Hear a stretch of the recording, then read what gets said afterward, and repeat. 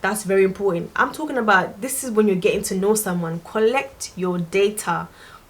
Don't be lazy, don't be complacent. That's how you end up in dead ass situations, because you didn't put in time. It takes time. Hi guys, welcome back to my channel. It is Tuesday, which means it's Truth Serum Tuesdays. Truth Serum Tuesdays is a segment where I talk about, you know, things that if the situations that I may have gone through and I've learned lessons from, and I just want to share with you guys. It is relationships, friendships, whatever, things that are uncomfortable, things that you may not want to hear, things like that. So without taking too much time, so the topic I'm talking about today is 10 questions you should consider asking in the dating phase. So this is when you're starting to get to know someone before you dip in the relationship. Do you know what I mean? So you're interested in someone, you're thinking, okay, they're cool vibes, I want to see what they're about. So these are questions that you may want to consider asking. I've got 10 of them, and these will save you time, will save you heartache, save you time and heartache, okay, and stress. So if you ask these questions and you feel like okay, I don't really like that answer, then you gotta go. Make your way, baby girl, make your way.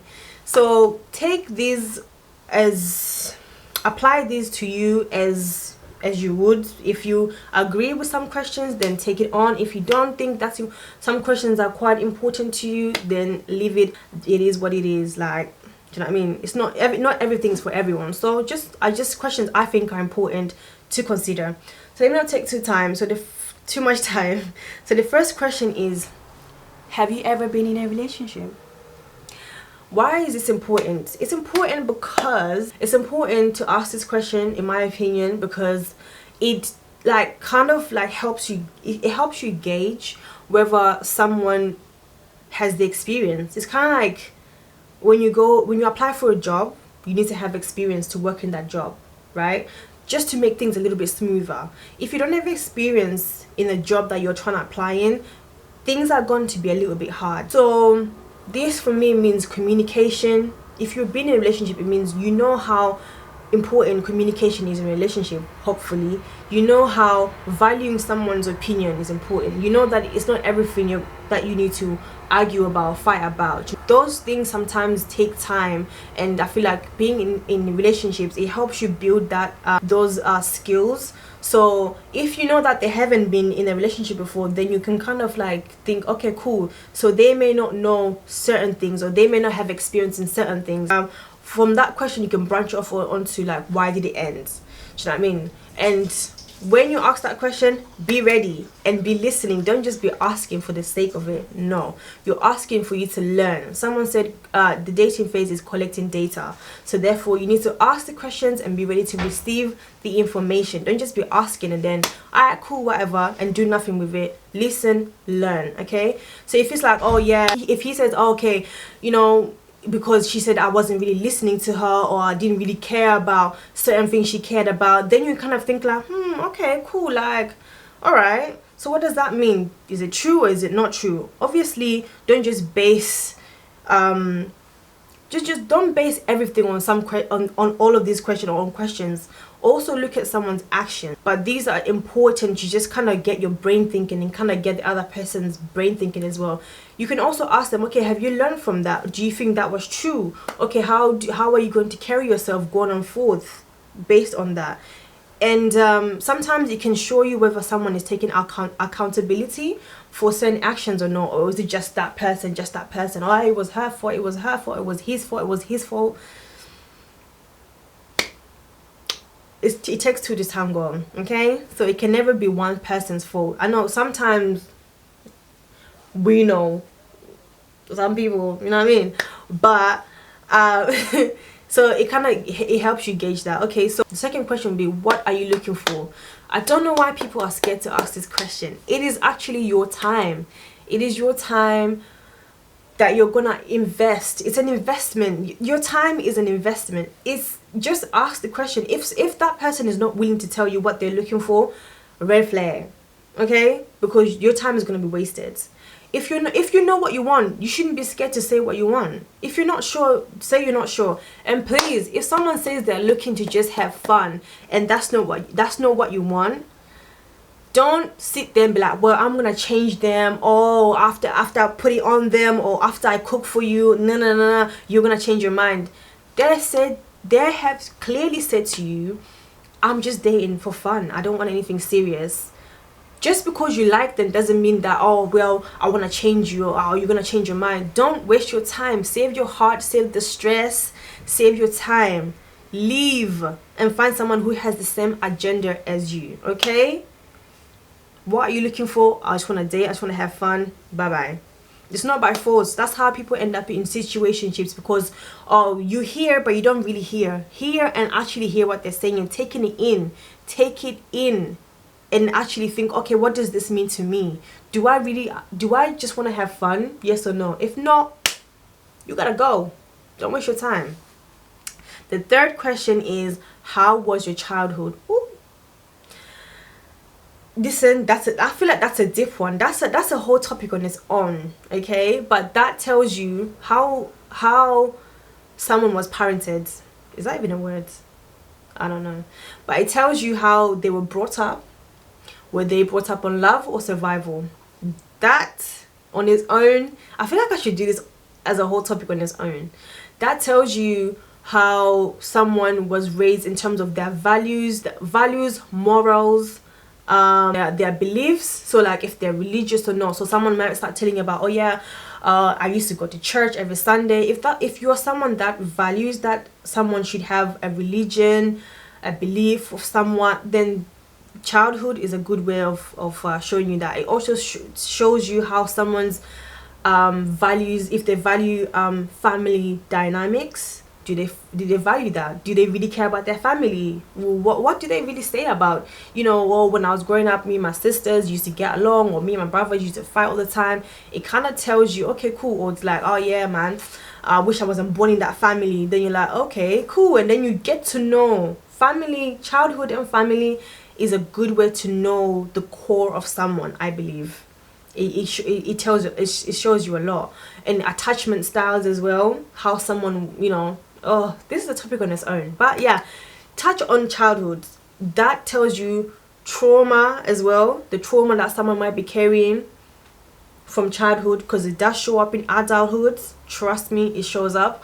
So if there's any unresolved traumas there, you need to be prepared yourself to maybe some of these things will be, coming up in the relationship. So that's a good question. I might just do a separate segment on that, on a Truth Serum Tuesdays, about childhood on its own, because we know the traumas, the values, the core values of a person, the manners, everything comes up in childhood. Okay, do you want kids or not? If you're someone that values a family, that wants to have a family, this is an important question to ask. Do you want kids or not? And also ask, do you have kids? This is a good question as well. Some people may hide that. Some people may actually come forward. Some people love their kids and they'll come forward and they'll tell you from the get-go, oh, yeah, I've got kids, which is great. Some people don't. So you ask, do you have kids? Do you want to have kids? If someone tells you they don't want to have kids and you want to have kids, please do not sit there and think, oh, you don't want kids now, but later on you will, once you really fall in love with me. Please don't set yourself up for failure. Don't set yourself up for heartache, because don't bank on changing someone. Do not bank on changing someone's minds. Don't do that. Don't bank on changing someone's mind. For example, like, I don't want to be rude or anything or by bringing this up, but she said it herself publicly. Jeannie Mai, for those who don't know Jeannie Mai, she's on the real. She's done things, she's done things in the industry, entertainment industry, right?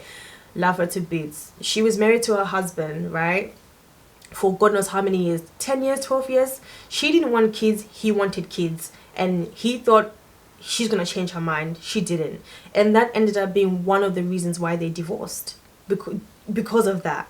So don't sit there and think, I'm gonna change someone. Just find someone who has the same agenda as you.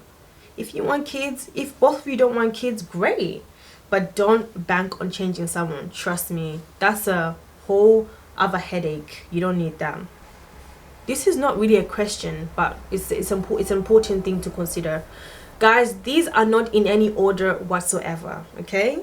So number five is talking about current issues. For example, right, current issues. Let's take Black Lives Matter, for example, right? That I'm very passionate about that. I feel it in my core. I am black. Do you know what I mean? Things like that really weigh heavy on my heart. I would be damned to not talk about such things with someone, and then later on we're just talking on a whatever. It could be in any social injustices, talking to someone, then they give me some dead answer or some dull answer or something that's just like, what, you really think like that? I'm into people that think deep. I'm into people that consider those things, how they you know, like climate change, global warming, all of those things. Like, I really want to know how someone's mind is thinking. I want to know that you have more depth to you than just the surface, than that just the fluffy stuff. Nah, it would be the deadest thing if I found out someone did not care about Black Lives Matter, or, you know, the injustices against black people. I would be like, what? Nah, imagine finding that out like a year down the line, 10 years down the line. Okay, 10 years is a bit of an extra, you know, like a decent time down the line. It's like, you wasted my time. I'm sorry, like, what? So it's important, if you're into politics, talk about that. Sometimes talk about that. It's not like an everyday thing. Talk about just to see really where someone is in those kind of things. Like, do they think deep, or are they just blasting around? If it's important to you. For me, it's important. Okay, that's number 5. Number 6 is, what is your love language? How do you express love, and how do you want to receive love? Number 6. Okay, so this is important because, say for example, if someone tells me, oh yeah, the way I express love is through acts of services, right? So I like to do things for people. That might not work for me. I might be thinking like, oh okay, like I like words of affirmation, so where do we go from here? I'm not saying people don't learn. People definitely do learn each other, but you need to think, okay, what if someone says to me, oh yeah, I like to receive love through words of affirmation, and I'm thinking, wow, like that's a bit long. I can't do that. I don't feel like I'm able to express love in that way. That's important. You know what I mean? That's important. Or if someone says, oh, I like to give gifts, but you don't really care for gifts, you like someone to do things for you, that's very important. I'm talking about, this is when you're getting to know someone. Collect your data. Don't be lazy, don't be complacent. That's how you end up in dead ass situations, because you didn't put in time. It takes time. Okay, so that was number 6.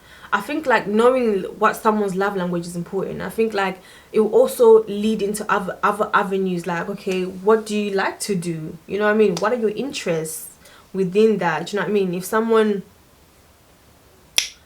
If you like to go on vacations and travel out, getting food out, and someone doesn't even have a passport, or they are okay going to Bournemouth Beach for a chill time, meanwhile you want to go to Bali, don't match up. Okay, maybe they don't even like traveling. They don't see the point in that. They don't even see the value in that. They are cool, like, yeah, I must stay here, I don't need to go anywhere, I'm good, I'm content here. Okay, that also leads into my question number 7. Are you an extrovert or an introvert? I'm an introvert, but I'm extroverted around people that I'm comfortable with.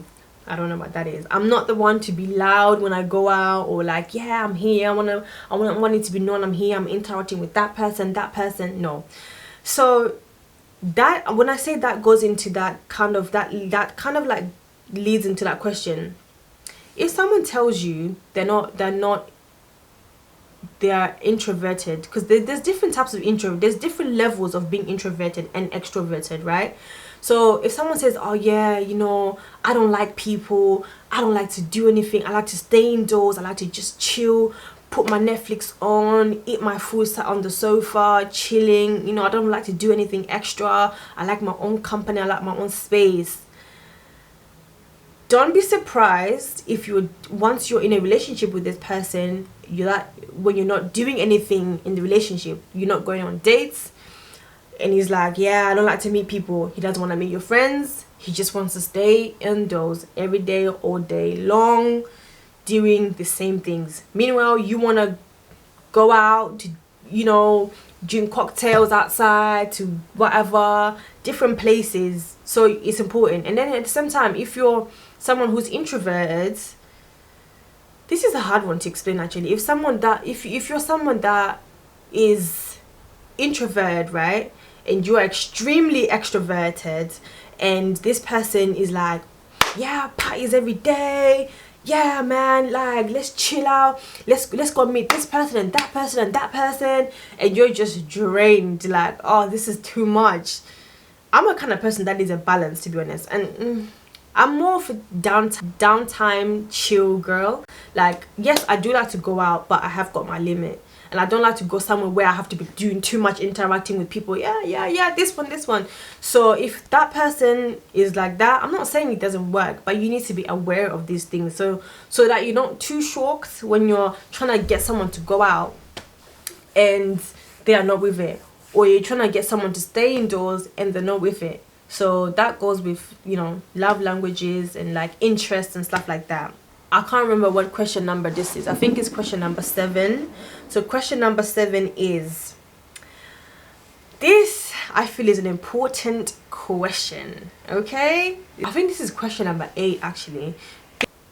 How do you deal with stress or disappointment?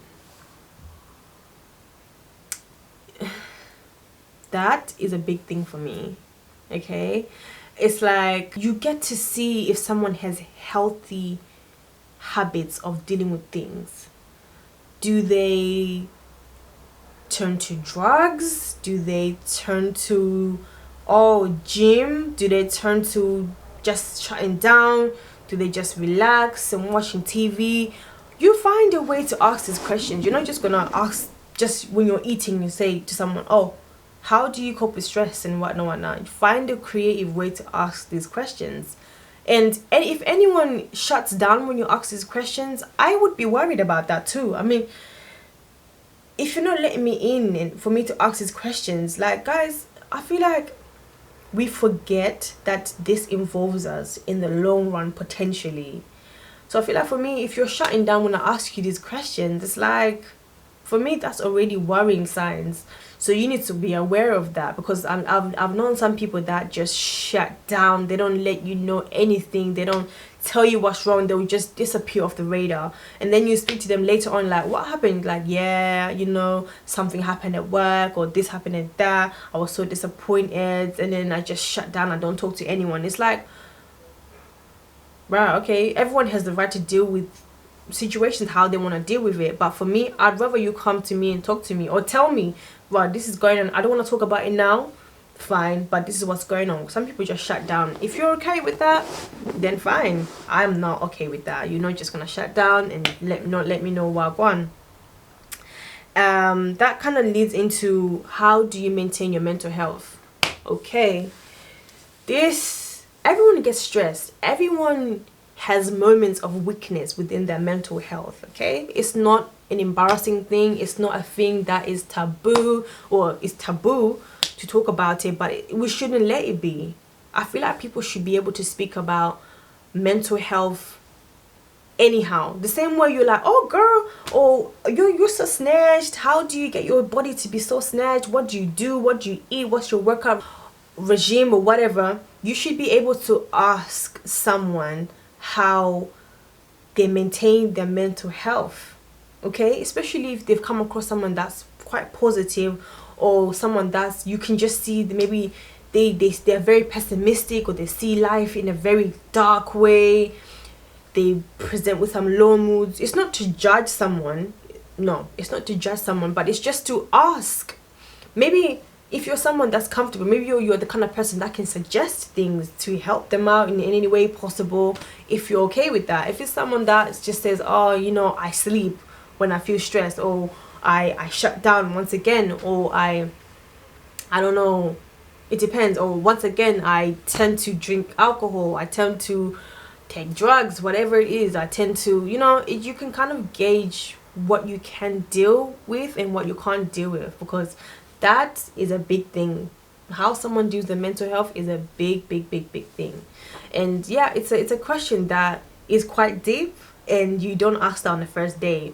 I don't know. Maybe it depends with the vibes. It depends. Sometimes you catch such a vibe with someone, and you can talk about anything on that first day. You can just go for hours. But I would rather ask these questions as you're getting to know someone.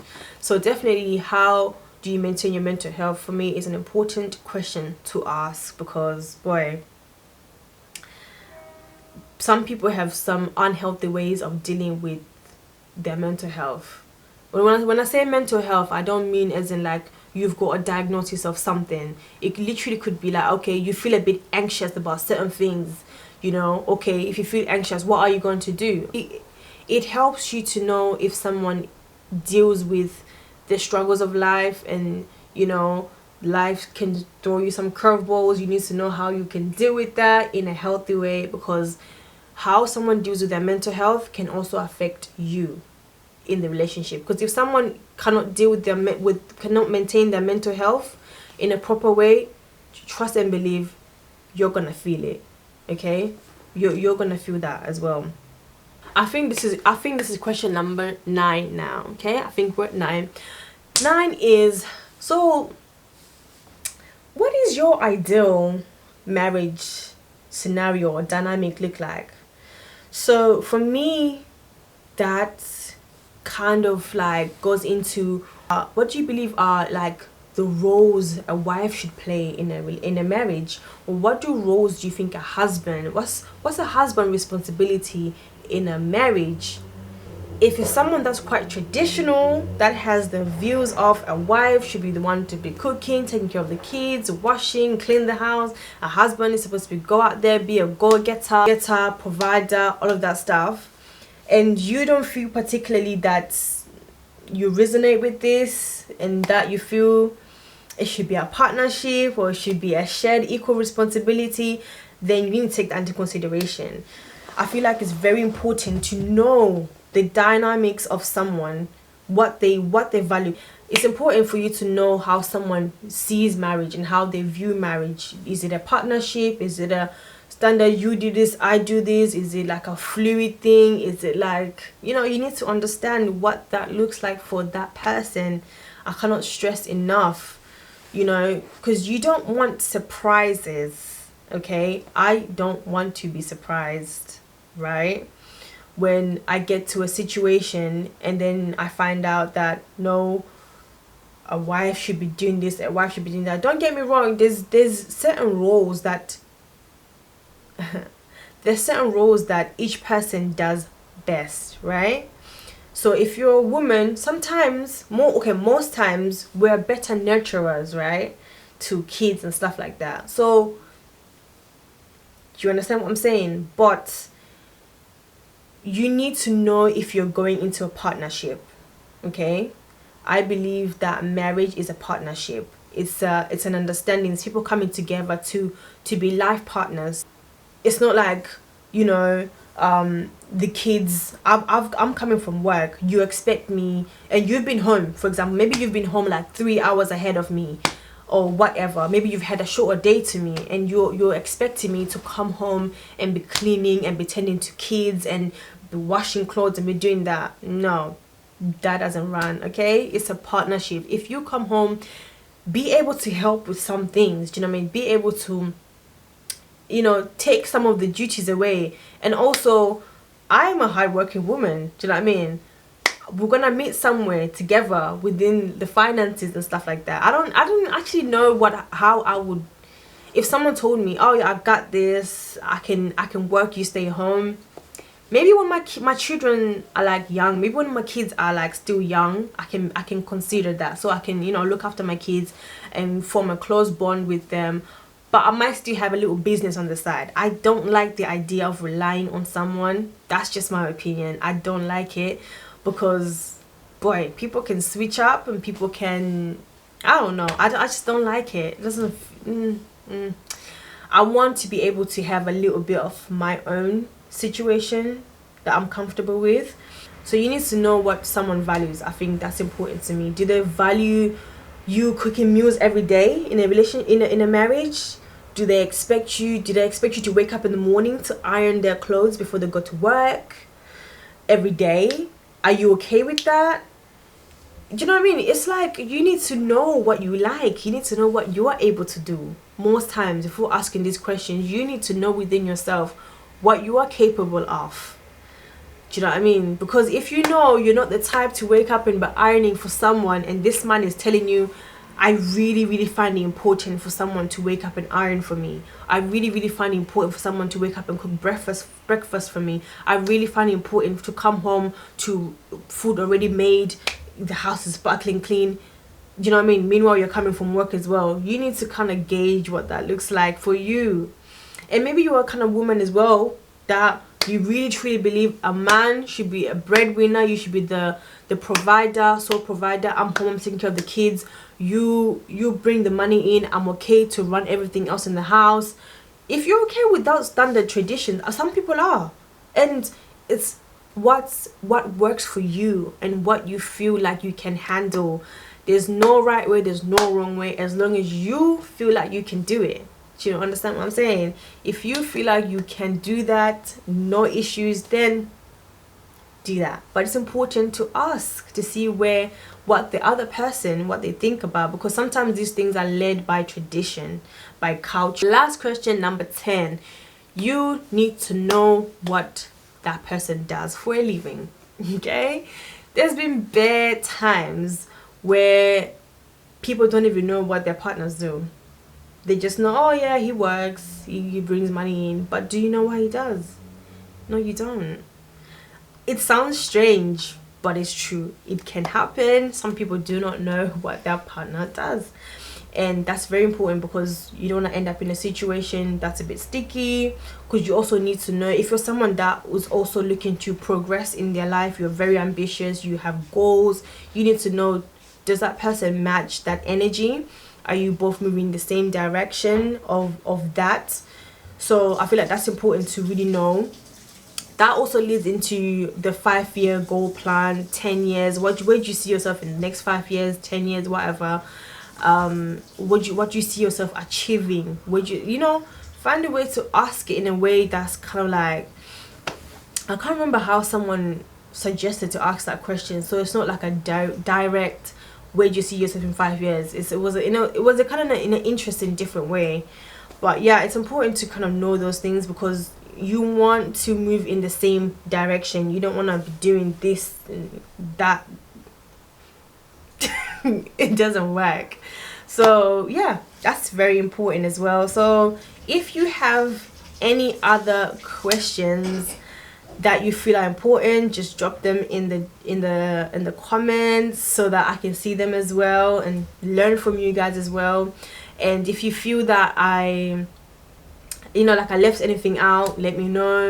If you picked up any questions from what I've said that you actually think, oh, that's a good idea, let me know in the comments as well. So that's it for today's Truth Serum Tuesdays. Until next time, thank you guys for watching. I will try to be very consistent for this segment and on my YouTube channel in general. Like, I feel like I need to actually start pushing the content, you know what I mean, start putting the work in. So yeah, that's it for me for Truth Serum Tuesdays. Let me know what you think. Let me know if it's a good idea. Let me know if you enjoyed this video. So I will see you in my next video, and you guys take care of yourselves. I hope you're all well, and thank you for watching. Bye. Oh, don't forget to like, comment, and subscribe to my channel. Okay, like, subscribe to your girl. Anyway guys, that's it for me. Stay blessed, and I'll see you next time in my next video. Bye.